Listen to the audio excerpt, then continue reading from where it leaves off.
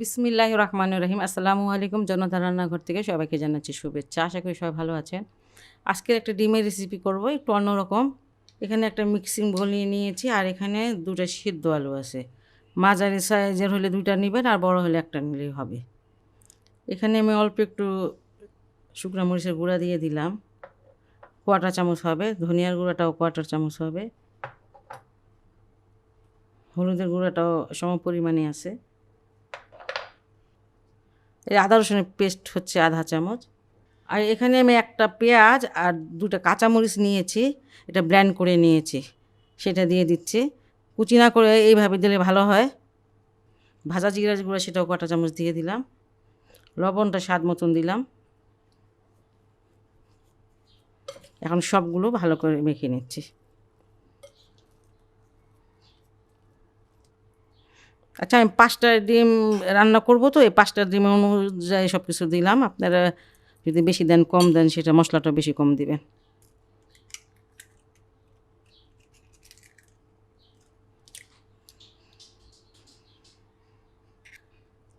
আলু আর মশলার সাথে খুব সুন্দর করে ডিমগুলোকে মাখিয়ে নেব।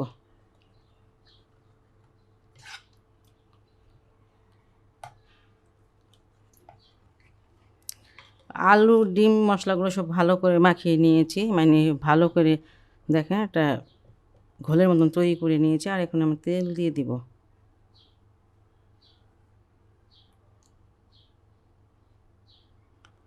দুই চামচের মতন তেল দিয়ে দিলাম।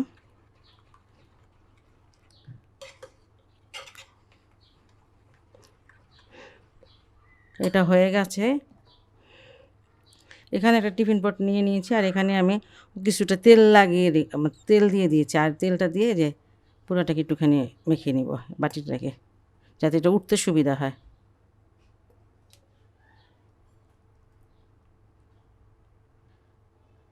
ডিমের যে ব্যাটারটা সেটা দিয়ে দিচ্ছি, আর ঢাকনা দিয়ে যে ঢেকে দিলাম।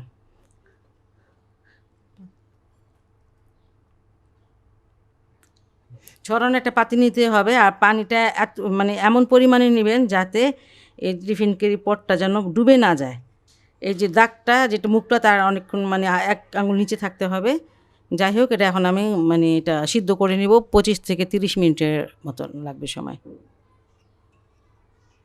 35 মিনিটের মতন এটা ভাপ দিয়ে নিয়েছি, আর এটা আমি নামিয়ে ফেলেছি। দেখানো কিছু নাই, আর এটা নামানো আর কি দেখাবো, এই জন্য আর দেখালাম না। আর এটাই আমি পিসেস করে নিচ্ছি। আপনার পছন্দ অনুসারে পিসগুলো করবেন।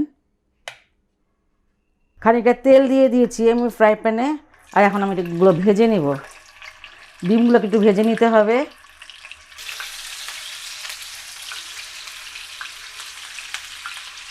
ডিমগুলোকে আমি উল্টিয়ে দিচ্ছি। এই যে কালারটা এমন হলে পরে উল্টিয়ে দিবেন, একটু ভেজে নিলে এটা খেতে ভালো লাগে।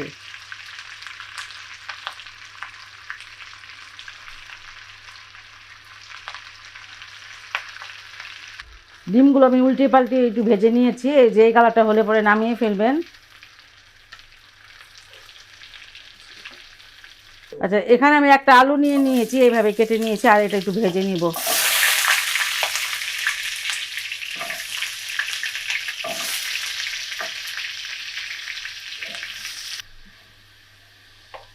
আলুগুলো আমার ভাজা হয়ে গেছে। 2 মিনিট মতন ভেজে নিলাম, উঠিয়ে নিচ্ছি। এই তেলটাতে আমি পেঁয়াজ দিয়ে দিচ্ছি। এখানে 3টা পেঁয়াজ আছে।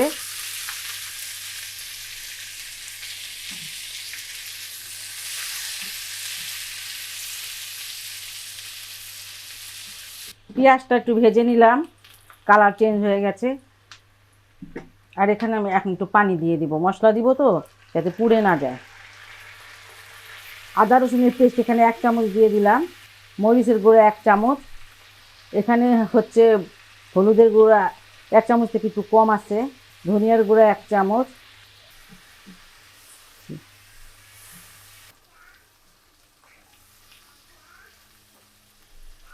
মশলাটাকে আমি ভালো করে কষিয়ে নিয়েছি। আর এখানে একটা টমেটো দিয়ে দিলাম কুচি করে কেটে, আর একটা তেজপাতা দিলাম।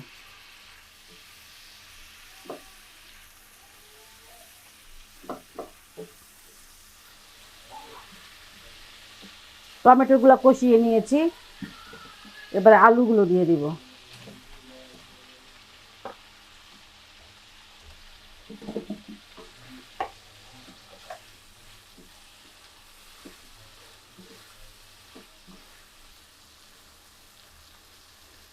আলুটাকে কষিয়ে নিয়েছি আর এখন পানি দিয়ে দিব। 2 গ্লাস পানি দিলাম, কারণ আলুটা একটু সিদ্ধ হবে। 5 মিনিট আমি একটু আলুটাকে আর একটু সিদ্ধ করে নিব। আর এটা এখন ঢেকে দিব আমি।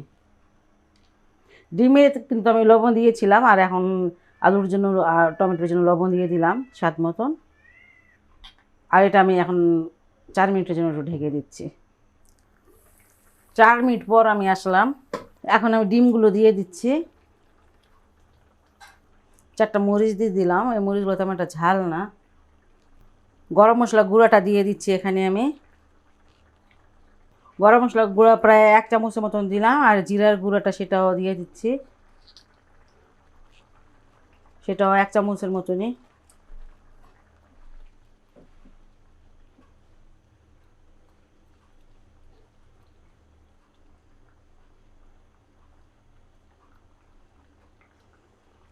এখানে আমি 1 চামচের মতন ঘি দিয়ে দিচ্ছি, এটা ঘিতে অনেক ভালো টেস্ট আসবে।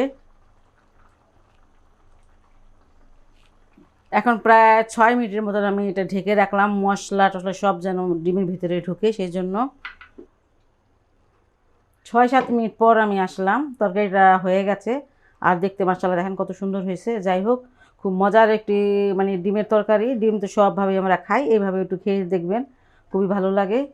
আর যদি আমার এই রেসিপিটা আপনাদের ভালো লাগে তাহলে বাসায় অবশ্যই ট্রাই করবেন। আর আমার চ্যানেলকে লাইক কমেন্ট সাবস্ক্রাইব করবেন। সবাই ভালো থাকুন, সুস্থ থাকুন, নিরাপদে থাকুন, এই দোয়া করি। আল্লাহ হাফেজ।